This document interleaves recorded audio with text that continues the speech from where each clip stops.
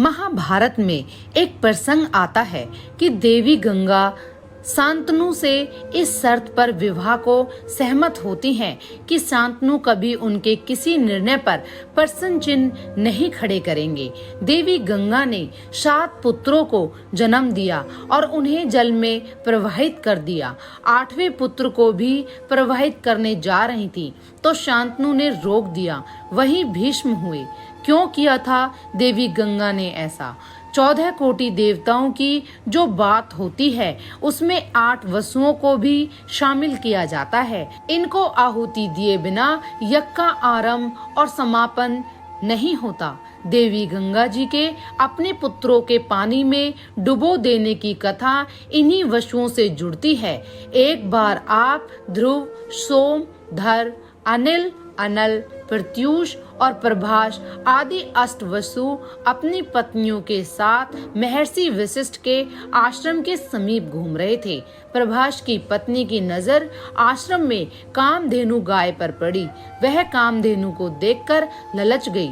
उन्होंने अपने पति से कहा कि आप स्वयं वशु हैं, ऐसी दिव्य गाय का किसी मुनि के पास क्या काम? मुझे यह गाय चाहिए, आपको चाहे चोरी ही क्यों ना करनी पड़े, परंतु यह गाय लाकर दीजिए।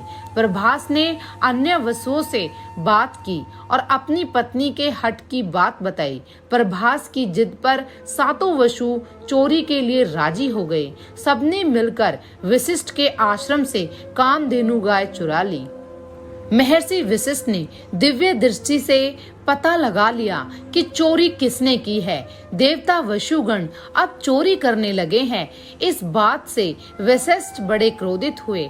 वशिष्ठ ने वशुओं को शाप दिया कि वह वशु का पद त्याग कर मानव रूप में धरती पर चले जाएंगे। मनुष्य के रूप में पैदा होकर और मनुष्य की भांति कष्ट सहना पड़ेगा।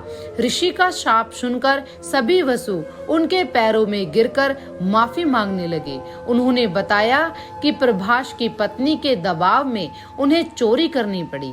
ऋषि ने कहा कि शाप वापस नहीं हो सकता, क्योंकि प्रभास ने पत्नी के प्रेम में पड़कर सभी वशुओं को चोरी जैसे गंदे कार्य के लिए उकसाया है, इसलिए उसे ज्यादा दंड मिलेगा। 7 वशुओं के लिए वशिष्ठ ने कहा कि आप देवी गंगा के गर्भ से जन्म लेंगे, लेकिन जन्म लेने के तत्काल बाद देवी गंगा आपको जल में डुबाकर शाप से मुक्ति दिलाएगी। प्रभास को पूरा शाप भोगना पड़ेगा। उसने पत्नी की इच्छा पूरी करने के लिए चोरी की है, इसलिए मनुष्य रूप में वह जन्म लेगा और पत्नी सुख से वंचित रहेगा। वशिष्ठ प्रभास पर अत्यंत क्रोधित थे। उन्होंने कहा कि प्रभास का अपनी पत्नी से लंबा वियोग होगा, इसलिए मानव रूप में जन्म लेने पर उसकी आयु बहुत लंबी होगी। वह संसार में अनेक दुख भोगेगा और कोई स्त्री ही उसकी मृत्यु का कारण बनेगी। प्रभास ने वशिष्ठ से बार बार क्षमा मांगी तो उन्होंने थोड़ी दया दिखाते हुए कहा, लंबी आयु तुम्हारे लिए शाप की जगह वरदान बनेगी।